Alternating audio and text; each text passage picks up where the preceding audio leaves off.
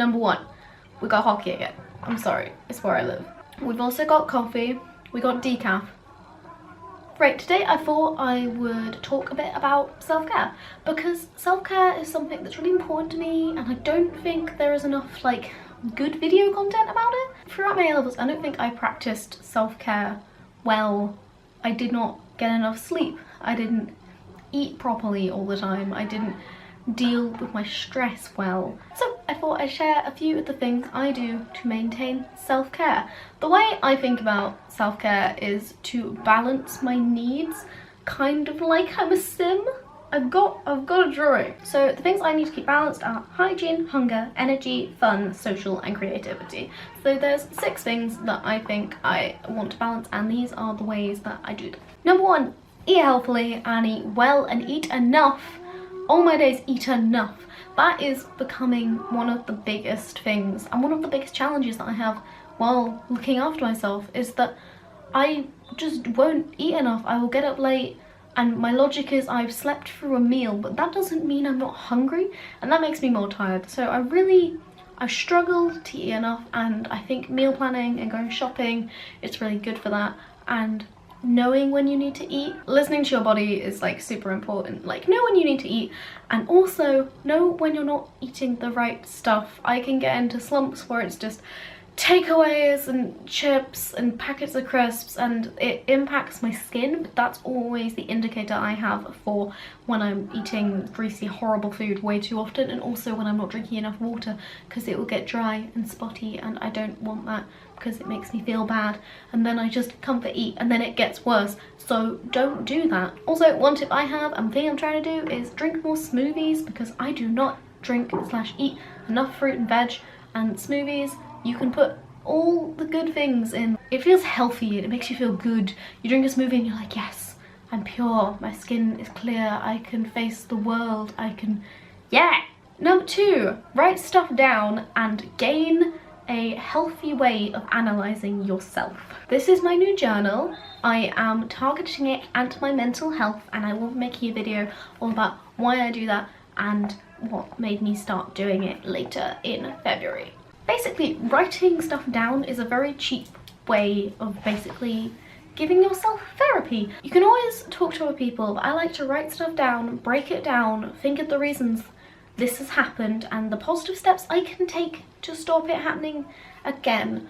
I think a good example of this is when I didn't want to get out of bed and I felt really sluggish and unmotivated.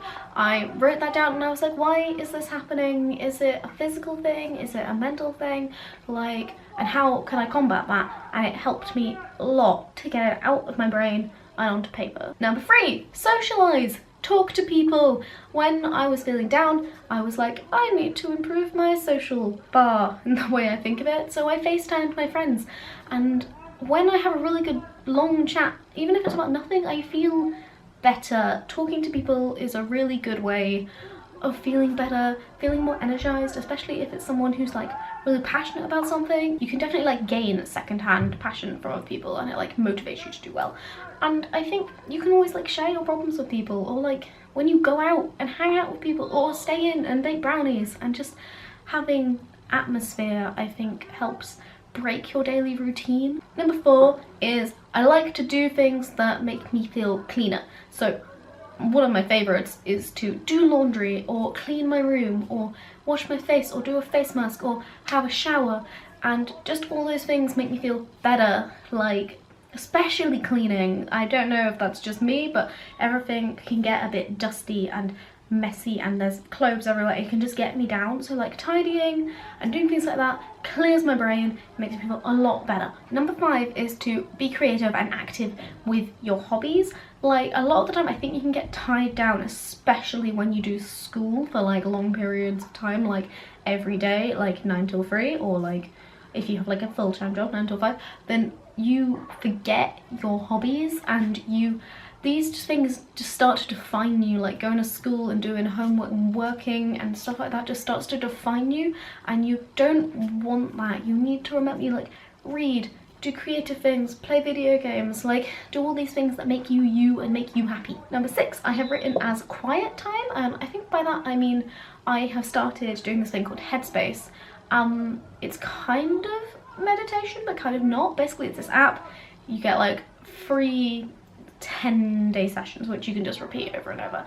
And it's basically a guy that will just talk to you, and I always put my giant headphones on and I sit on my lovely fluffy rug, and the guy just kind of talks you through it. So I always worry that my mind will wander and it won't help, but this guy is just like, focus on your breathing, focus on your body. Basically, it takes all your focus and brings it back into the body, so you think of everything that your body's doing.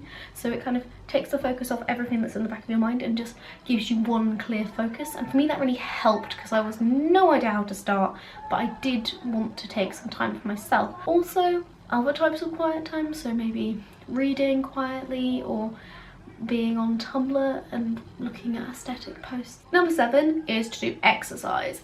I do not do this enough, and I have joined a gym, and I will be going because I know that when I was doing regular exercise, like there were days where I went like 5 days a week, I felt so much better, so much healthier, so much happier. I just know exercising, we all know it's good for us, and I know from experience that I just need to get back into it, and it will make me so much happier. This can be like 15 minutes in the morning, or an hour on a treadmill, or just going for a walk, just doing something that will help you get your body moving. Number 8 is to plan.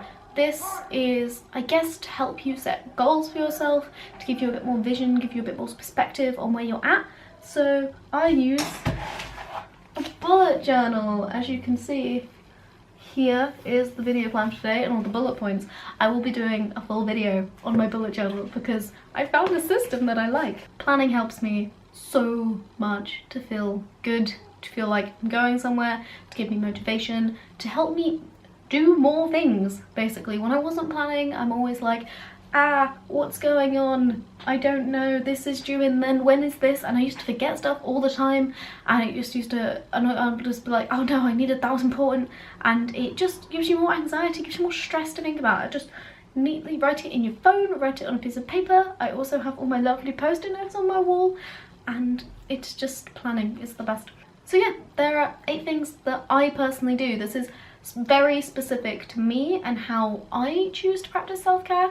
If you got any tips or any more examples, leave them in the comments and I will read them and be like, you're all so clever. Yeah, I got it! I got the ice cream, Mother.